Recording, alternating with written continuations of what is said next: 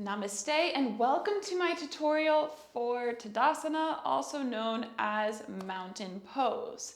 So I'm going to give you a couple options here.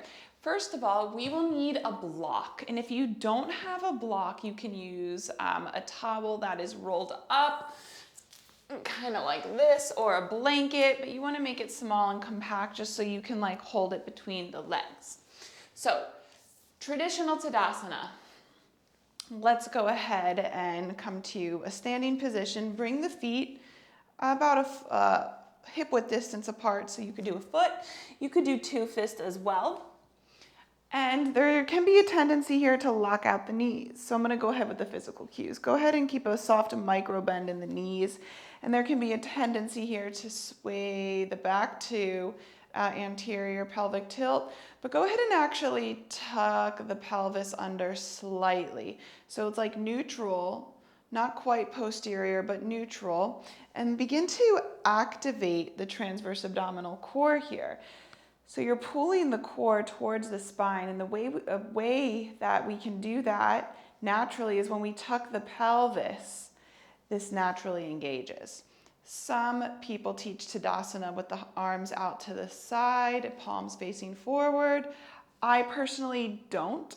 I teach Tadasana or mountain pose with the arms up towards the ceiling. This makes me feel more active. Of course, if you are a teacher or you practice intuitively and creatively without a sequence, which is what I recommend, you could take Tadasana here, or here, depending on how fatigued the body is. So go ahead, for the sake of this video, bring your arms up to the ceiling. If the shoulders are up, softly bring them down. Breathe here, find your drishti point. So mountains, Tadasana means mountain. So tapping into your stability, your sturdiness, focusing on that drishti point and allowing yourself to breathe here from belly to ribs to chest. Mountain pose is a pose to practice when you need stability, when you need to believe in yourself, and when you want to zoom out and see things from different or a wider lens point of view.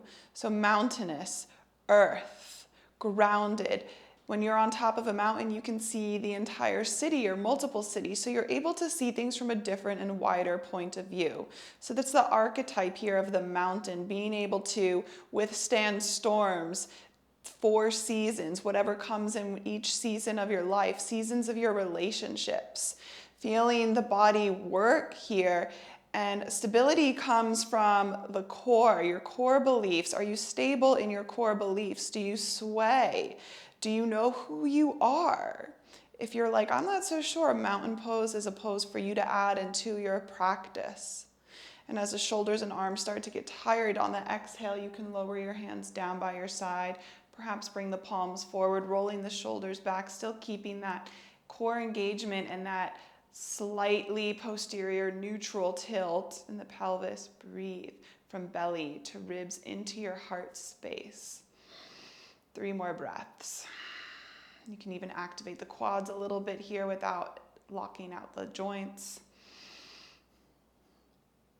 Amazing. And let it go. Next, I want to bring in the block. This is more of the functional aspect of yoga that I teach. I find it to be very helpful, especially for people who are hyperflexible, who just don't have that mind-body awareness connection, which I did not for years of practicing and teaching. But here we are. So go ahead and grab your block or your blanket, and it's significantly above the knees. And begin to squeeze the block. And instead of locking out the legs, keep that neutral bend. Roll the shoulders down the back, neutral, slightly posterior tilt of the pelvis to engage that core, pressing the crown of the head up, axial extension. Separate your toes, ground through the feet, and inhale, arms rise up overhead.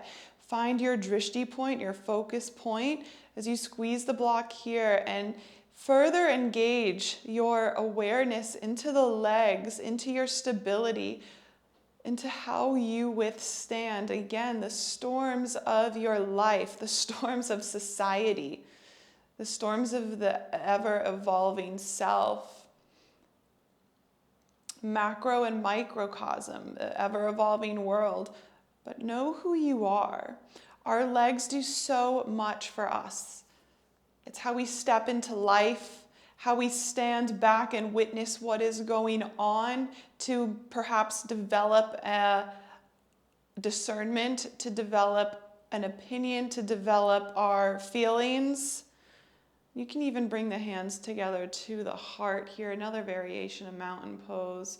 Rolling the shoulders back. This is the embodiment of balance as the hands come to Anahata Chakra, the heart space. Separating the toes, activating in the block. Squeeze here. 5 deep breaths.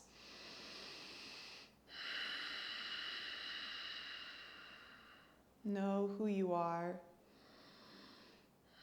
Trust what you see.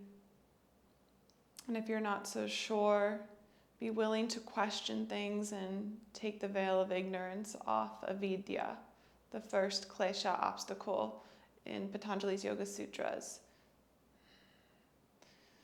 The veil of ignorance rests over our eyes, and sometimes we are seeing the narrative and the program of whatever was before us. But is it true you?